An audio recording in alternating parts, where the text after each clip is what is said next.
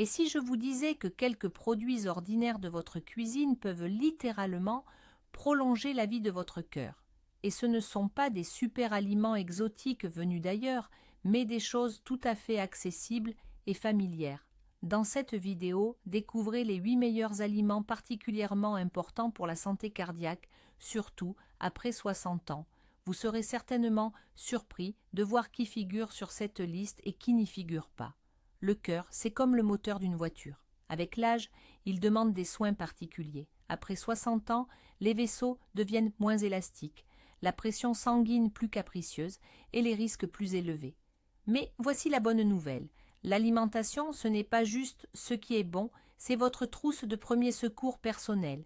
Et cela sans effet secondaire, avec en bonus de l'énergie et une sensation de bien-être. L'avocat, une matière grasse qui soigne. Quand on parle de matière grasse, beaucoup appuient sur le bouton d'alarme. Gras, ça veut dire mauvais. On va prendre du poids. Le cholestérol va monter en flèche. Mais c'est là que ça devient intéressant. L'avocat est une matière grasse, mais pas celle qu'il faut craindre.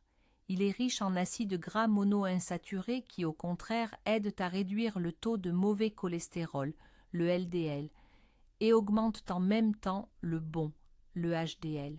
C'est un accès direct à des vaisseaux plus propres et à un risque réduit d'infarctus et d'accidents vasculaires cérébraux. Et ce n'est pas tout. L'avocat contient du potassium, oui, encore plus que la banane. Et le potassium aide à normaliser la pression sanguine, ce qui est particulièrement pertinent après 60 ans. Qu'est-ce que cela signifie en pratique? Ajoutez une moitié d'avocat dans votre salade. Écrasez-le sur un toast de pain complet. Préparez un guacamole, c'est délicieux, sain et à la mode en plus. Il est important de se rappeler que l'avocat est un fruit calorique. Donc ici, le principe du moins, c'est mieux, s'applique. Une moitié par jour est largement suffisante pour en tirer profit. Et oui, pas de cuisson. L'avocat est mieux consommé, cru, pour préserver un maximum de bienfaits. Parlons d'un mythe. Certains pensent encore que l'avocat est juste un truc étranger à la mode. En réalité, son efficacité est confirmée par des études scientifiques sérieuses. Ce n'est donc pas du marketing, c'est de la science. Les flocons d'avoine, le petit déjeuner qui contrôle la pression. S'il existait un titre de super-héros du petit déjeuner, les flocons d'avoine le porteraient fièrement. Et pas seulement pour la satiété, mais pour un véritable soin du cœur.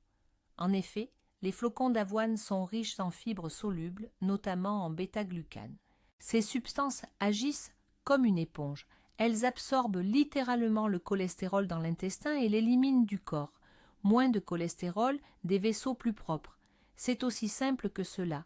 Mais les flocons d'avoine ne s'arrêtent pas là. Ils aident à stabiliser le taux de sucre dans le sang, ce qui est particulièrement important en cas de diabète de type 2, un compagnon fréquent de l'âge mûr. Et pourtant, les pics de sucre sont aussi mauvais pour le cœur. Ajoutez à cela une autre propriété utile, la réduction de la pression sanguine. Des études montrent qu'une consommation régulière de flocons d'avoine peut réduire la pression artérielle, doucement mais sûrement. Et cela sans aucun médicament. Comment l'intégrer dans votre alimentation? Très simple, un bol de porridge le matin, mais pas celui instantané avec des arômes, plutôt des flocons d'avoine complets, de préférence préparés avec de l'eau ou du lait végétal. Pour le goût, ajoutez quelques baies ou des noix, et votre cœur vous remerciera. Une astuce, vous pouvez faire tremper les flocons d'avoine la veille, dans de l'eau froide ou du yaourt, vous obtiendrez un porridge overnight, tendance et sain. Et le mythe dit, les flocons d'avoine c'est ennuyeux.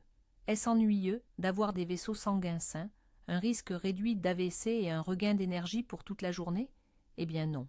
Les noix, une mini-pharmacie dans votre main, petite, délicieuse et, il s'avère, extrêmement utile. Les noix sont comme un complément alimentaire naturel compact, en plus savoureux et sans effet secondaire. Commençons par le principal, les acides gras oméga 3. Les noix de Grenoble en sont particulièrement riches. Les oméga 3 aident à réduire l'inflammation dans les vaisseaux, diminuent le risque de formation de caillots et améliorent le rythme cardiaque. Mais ce n'est pas tout. Les noix regorgent de magnésium, qui aide à dilater les vaisseaux et à stabiliser la pression sanguine, et aussi d'antioxydants, qui protègent le cœur de l'usure prématurée. Et le plus intéressant, Même si elles sont caloriques, les noix ne favorisent pas la prise de poids si elles sont consommées avec modération. Tout cela parce qu'elles sont très rassasiantes et stabilisent le taux de sucre, ce qui, à son tour, est bénéfique pour le cœur. Quelle quantité de noix faut-il? Juste une poignée par jour, environ 30 grammes. Il peut s'agir d'un mélange de noix de Grenoble, d'amandes, de noisettes ou de pistaches. L'important est qu'elles ne soient pas grillées ni salées. Comment les intégrer dans votre alimentation? Simplement, ajoutez-les dans votre porridge, votre yaourt, votre salade, ou mangez-les comme collation, c'est délicieux, sain et sans sucre. Brisons le mythe, les noix sont trop grasses. Non, c'est la bonne matière grasse qui travaille pour vous, pas contre vous. Les baies, un bouclier naturel contre l'inflammation. Qui aurait cru qu'un dessert pouvait être un médicament? Eh bien, les baies sont exactement ça. Petites, vives et juteuses, elles accomplissent un travail énorme à l'intérieur du corps, surtout pour le cœur. La principale superpuissance des baies, ce sont les anthocyanes. Ce sont de puissants antioxydants qui donnent aux baies leur couleur riche, bleue, violette, rouge. Mais pas seulement par leur couleur. Les anthocyanes renforcent les parois des vaisseaux sanguins, améliorent la circulation et réduisent l'inflammation. Particulièrement utiles sont les myrtilles, championnes de la protection contre le stress oxydatif, les fraises, qui aident à réduire la pression, les canneberges, un antiseptique naturel et un nettoyeur des vaisseaux. Et ce qui est important, c'est que les baies contiennent peu de sucre, surtout comparé à d'autres fruits. Donc, même les diabétiques peuvent en consommer avec modération. Un exemple, un verre de baies fraîches ou congelées le matin dans votre porridge, dans un smoothie ou juste comme ça. Oui, même les baies congelées conservent presque tous leurs bienfaits. Et maintenant, brisons le mythe, les baies fraîches, c'est seulement l'été. Non, les baies congelées sont une excellente alternative toute l'année. C'est utile, pratique et pas si cher. Les légumineuses, pas seulement pour les végétaliens. Si vous pensez encore que les haricots, les lentilles ou les pois chiches sont ennuyeux et uniquement pour ceux qui ne mangent pas de viande, laissez-moi vous surprendre. Les légumineuses sont une véritable aubaine pour la santé cardiaque, surtout après 60 ans. Tout d'abord, elles contiennent des protéines végétales qui aident le corps à se régénérer et à maintenir les muscles, sans le surcharger de graisse comme c'est le cas avec la viande rouge.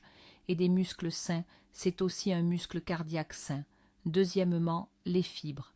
Les légumineuses en sont littéralement remplies, et les fibres aident à éliminer l'excès de cholestérol, maintiennent un taux de sucre sanguin sain et améliorent la digestion, ce qui affecte directement l'état général des vaisseaux. En plus, les légumineuses sont riches en potassium et en magnésium, ce qui soutient une pression sanguine saine et la stabilité du système nerveux. Comment les manger? Des lentilles mijotées en accompagnement, une salade de pois chiches, une soupe aux haricots, et même une simple boîte de haricots en conserve, c'est déjà un pas vers la santé si c'est sans sel ni sucre ajouté. Mythe, les légumineuses donnent des ballonnements et des lourdeurs. Si vous les introduisez progressivement et les faites tremper au préalable, vous n'aurez aucun inconfort. Au contraire, vous ressentirez de la légèreté, de l'énergie et un cœur heureux. L'huile d'olive, de l'or liquide pour le cœur. À première vue, c'est juste de l'huile, mais si l'on creuse un peu, il devient clair que l'huile d'olive est un véritable élixir pour les vaisseaux.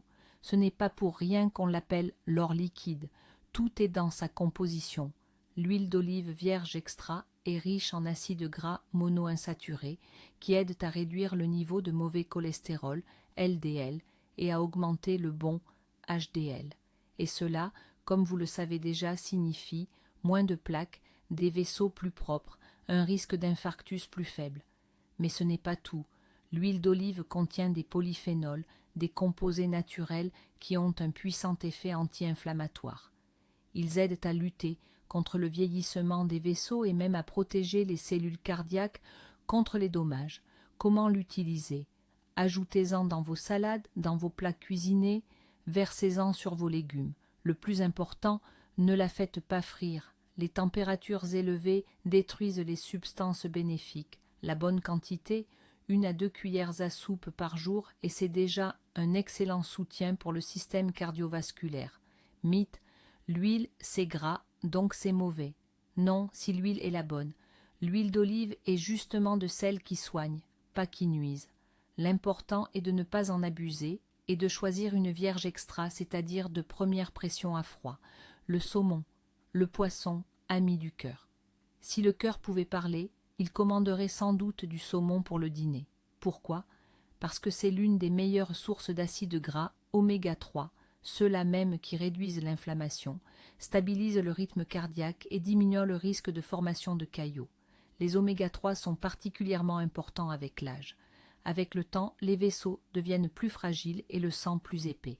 Et c'est là que les oméga 3 viennent à la rescousse, améliorant la fluidité du sang et protégeant le cœur de la surcharge. Le saumon contient également de la vitamine D et du sélénium qui aident à protéger le cœur et le système immunitaire. Et la protéine du poisson est facilement digestible, sans la lourdeur et la graisse de certaines alternatives à base de viande. Quelle quantité faut-il ? 2 à 3 portions de poisson gras par semaine, c'est déjà un avantage notable. Le faire cuire au four, à la vapeur ou en papillote, il y a plein d'options. Important, le poisson frit dans l'huile n'est pas une option saine. Nous parlons de santé, pas d'omelette panée. Mythe, le saumon, c'est cher. Oui, le frais peut coûter cher. Mais une excellente alternative est constituée par les pavés surgelés ou les conserves au naturel. L'important est de vérifier qu'il n'y a pas de sel ou d'huile ajoutée. Le chocolat noir, oui, vous avez bien entendu. Parfois, le cœur a envie de sucrer. Et vous savez quoi ? Parfois, il a parfaitement le droit de le faire. S'il s'agit de vrai chocolat noir, la clé ici, ce sont les flavonoïdes.